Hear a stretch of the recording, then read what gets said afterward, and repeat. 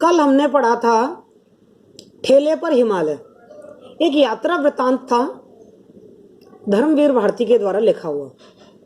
और कल हमने ठेले पर हिमालय यात्रा वृतांत के साथ साथ यात्रा वृतांत किसे कहते हैं, यात्रा वृतांत की क्या विशेषताएं होती हैं, यात्रा वृतांत के क्या उद्देश्य होते हैं, ये सब पढ़े थे।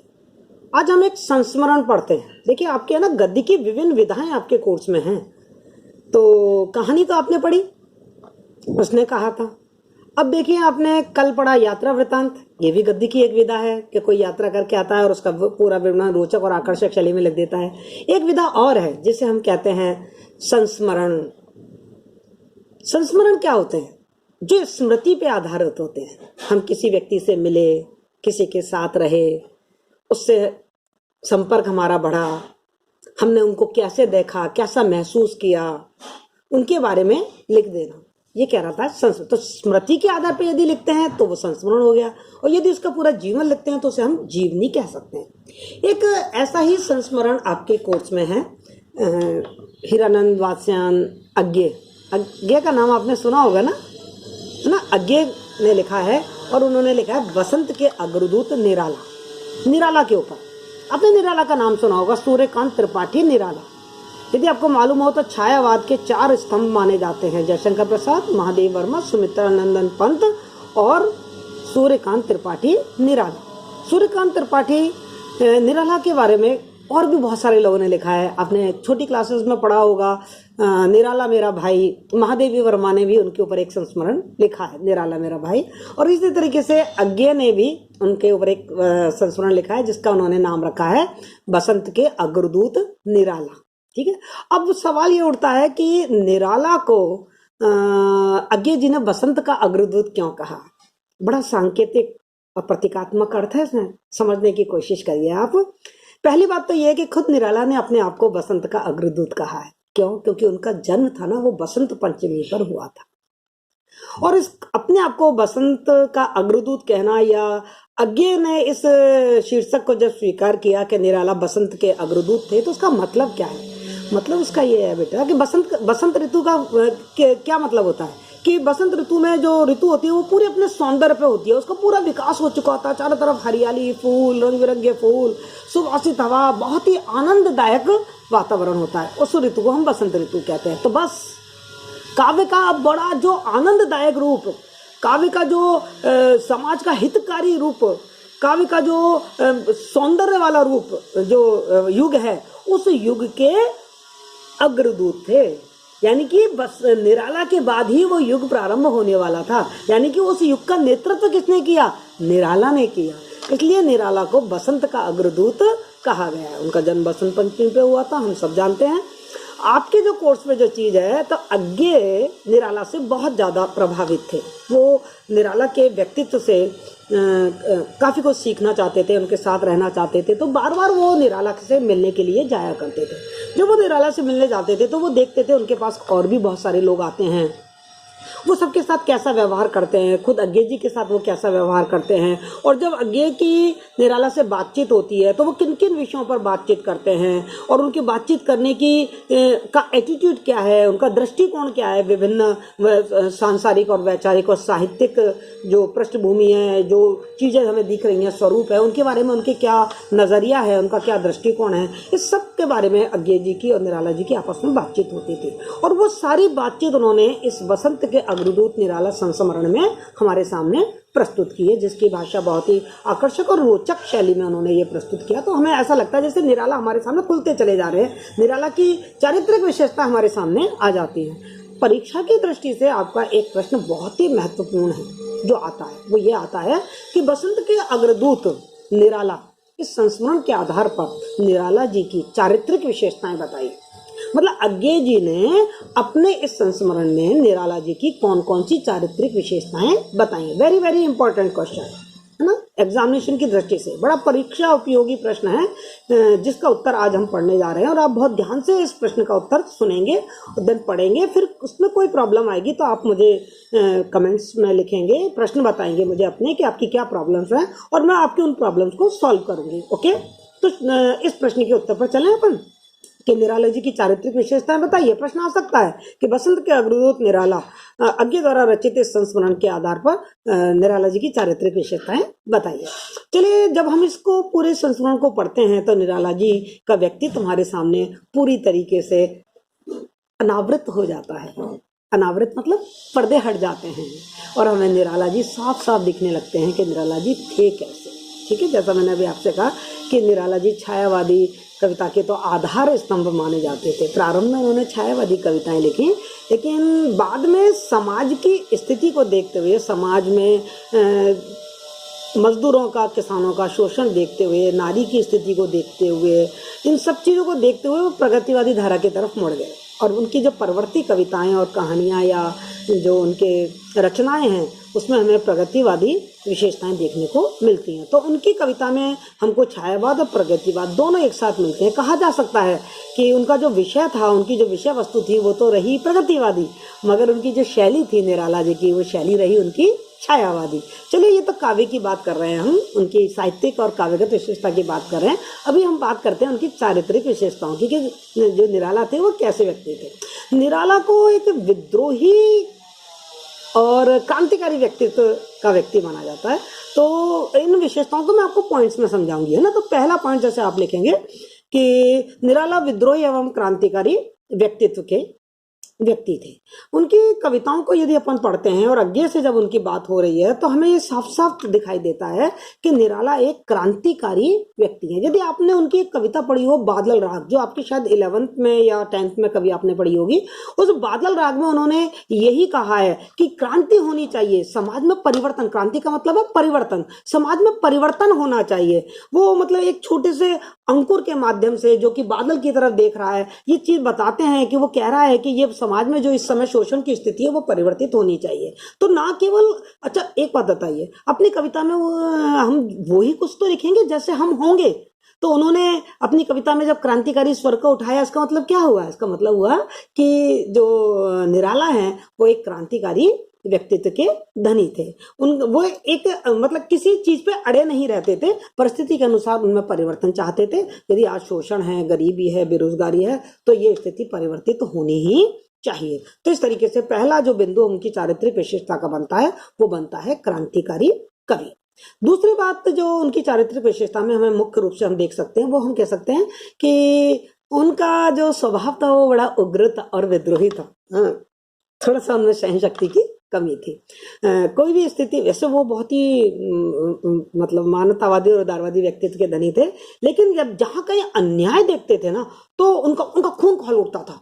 आप उनकी एक कविता देखिए, झूठे पत्ते, अज्ञे जी ने भी बताया है कि झूठे पत्ते उनकी एक कविता देखी है। आपने उनकी भिक्षुक कविता देखी पढ़ी होगी, 12th के में आपके कोर्स में थी भिक्षुक कविता। और वह तोड़ती पत्थर कविता देखिए। तो उन कविताओं में अपन देखेंगे कि वो उनका जो स्वभाव है वो बड़ा उग्र है। मतलब उनका मन करता है कि मैं आग लगा दूं इस दुनिया को, इतना अत्याचार हो रहा है इस दुनिया में, तो मैं दुनिया को आग लगा दूं। कैसे कोई मतलब व्यक्ति किसी दूसरे के झूठे पत्ते उठा के चाट रहा है, इतना वो भूखा है, तो ऐसा समाज तो आग लगा देने लायक है, इसको तो आग लगा देना चाहिए। तो उनका जो स्वभाव है वो काफी उग्र है, उखड़ जाते हैं वो। और ये उनके स्वभाव में था कि जहां जब वो किसी से बात करते थे और वो बात यदि उनके मन मुताबिक नहीं होती थी या उनके सिद्धांतों पर नहीं उतरती थी या वो चीज समाज के विरुद्ध होती थी, तो वो अपना आपा खो बैठते थे और बहुत जल्दी क्रोधित हो जाते थे और विद्रोही व्यवहार विद्रोह कर देते थे। मतलब अब मैं आपको बताऊं, निराला करोड़ों रुपए कमा सकते थे, लेकिन उनका व्यवहार, उनका जो व्यक्तित्व था इतना विद्रोही था, सच को सच कहने वाला था, एकदम विद्रोहपूर्ण तरीके से वो अपनी बात कहते थे। तभी तो उनको कोई ऐसे बड़े बड़े पुरस्कार नहीं मिले, तभी तो वो कोई बड़े बड़े पद पे नहीं रह पाए, क्योंकि उनका व्यक्तित्व कैसा था? काफी उग्र और विद्रोही व्यक्तित्व था। तो हमने दो विशेषताएं देखी। पहली विशेषता देखी क्रांतिकारी कवि थे और दूसरी विशेषता देखी कि वो उग्र और विद्रोही व्यक्तित्व के धनी थे।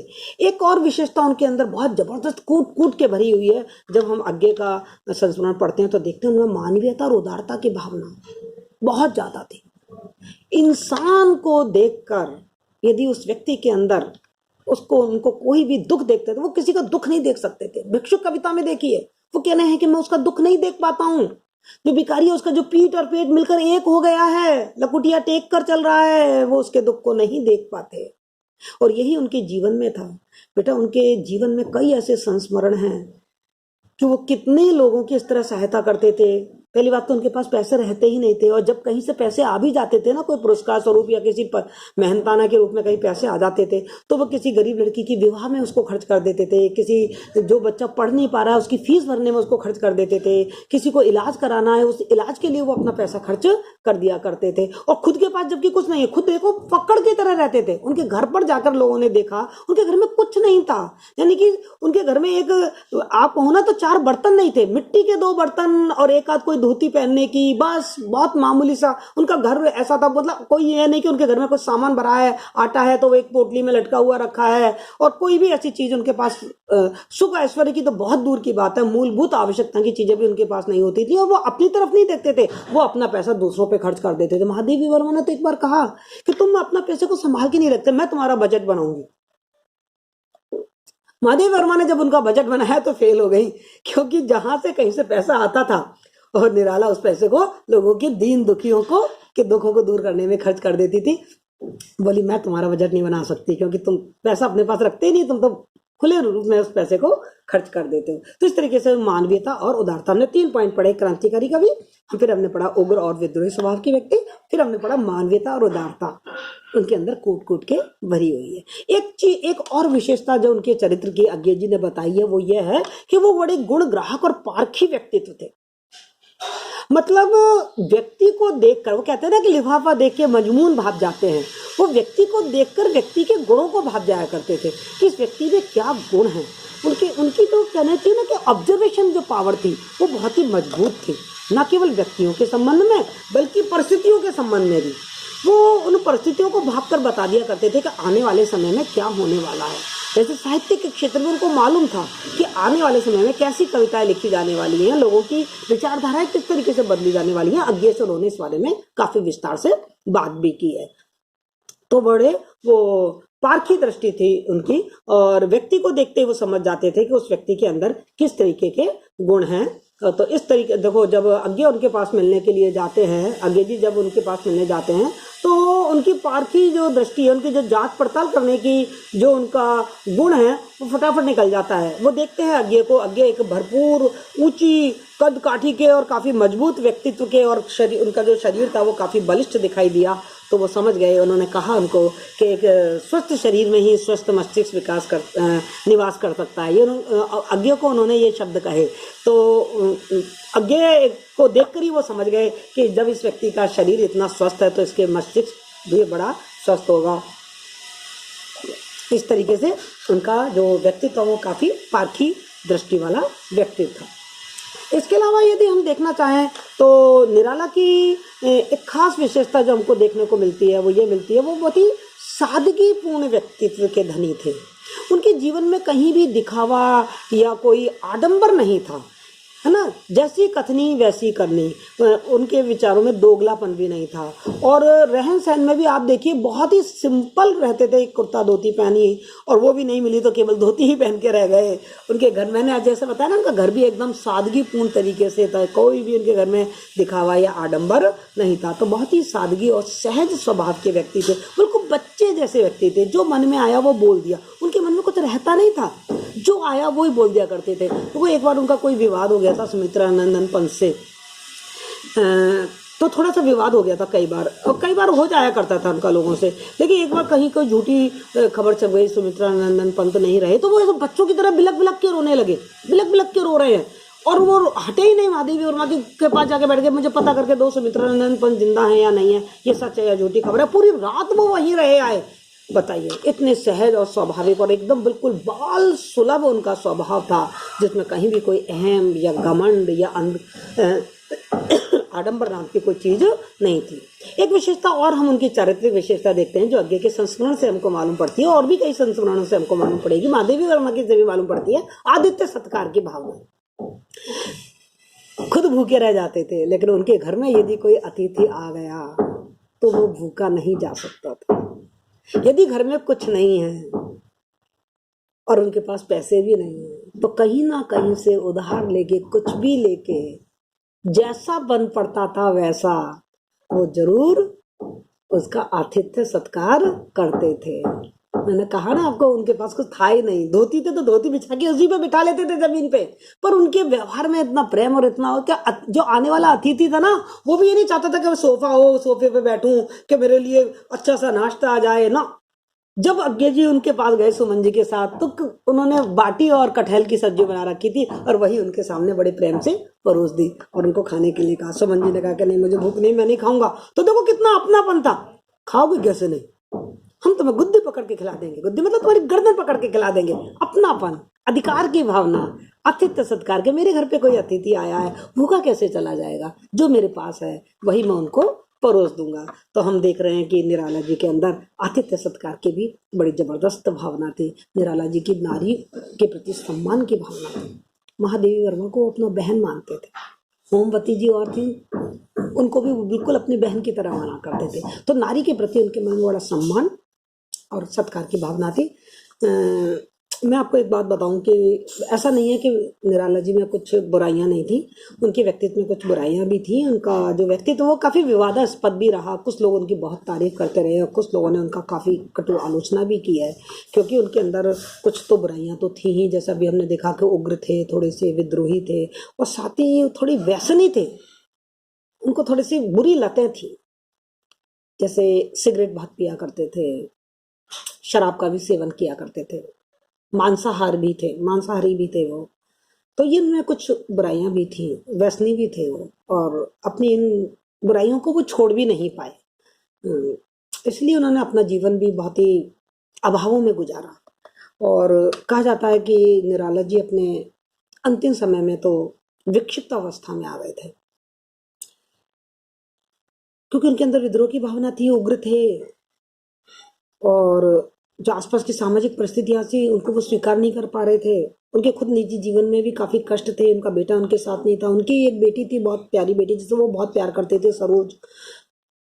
वो उसकी भी मृत्यु हो गई थी, जिसके याद में उन्होंने सरोज स्मृति नामक पुस्तक लिखी। बहुत ही मतलब विरह गीत है एक तरीके का, शानदार हिंदी साहित्य का।